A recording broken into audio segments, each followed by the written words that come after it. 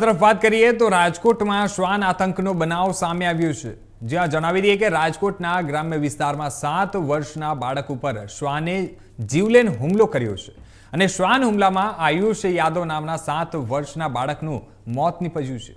ત્યારે રાજકોટ નજીક આવેલા શાપર ઇન્ડસ્ટ્રીઝ વિસ્તારમાં આ બનાવ બન્યો હતો અને ત્યારે જણાવી દઈએ કે શ્રમિક પરિવારના 7 વર્ષના બાળક ઉપર 5 જેટલા શ્વાન દ્વારા હુમલો કરવામાં આવ્યો હતો।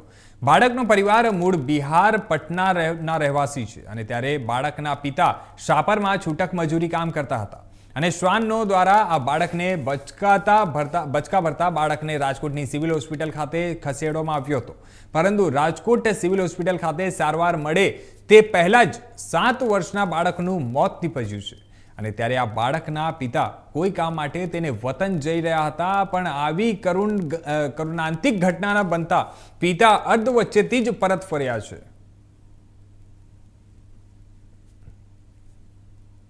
जी आपका नाम? रूही कुमारी नाम है। रूही जी, आपके बच्चे के साथ कल क्या घटना हुई थी? घटना हुआ, वो खेलने गया था तो वहाँ पे बहुत सारा कुत्ता रहता है और उसको खींच के लेके उधर चल गया और उधर ही सब काट के खा गया उसको। तब बगल का आदमी ने देखा तो जाके मुझे बुलाया, तो मैंने आके देखा तो मेरा लड़का एकदम सांस ले रहा था।